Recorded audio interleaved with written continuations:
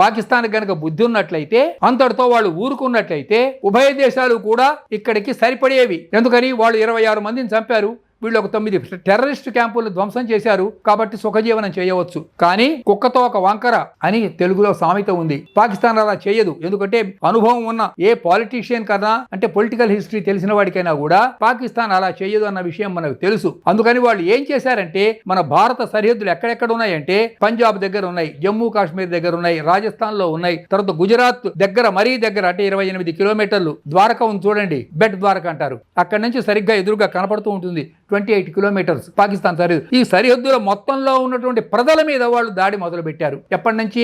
ఇప్పుడు మనం రికార్డ్ చేస్తున్నాం బుధవారం, నిన్న మధ్యాహ్నం నుంచి ఇప్పటికీ, అంటే ఈ రికార్డింగ్ సమయానికి అమాయకులైనటువంటి ప్రజల్ని, పౌరుల్ని, అక్కడ ఉన్నటువంటి రైతుల్ని, వాళ్ళు ధనవంతులు కూడా కాదు, తినడానికి తిండి లేని వాళ్ళందరినీ కూడా చంపడం మొదలు పెట్టారు. అంతేకాదు మిత్రులారా, ఇవాళ ఉదయం నుంచి పాకిస్తాన్ భారతదేశానికి సంబంధించినటువంటి 15 నగరాల మీద దాడి చేసింది.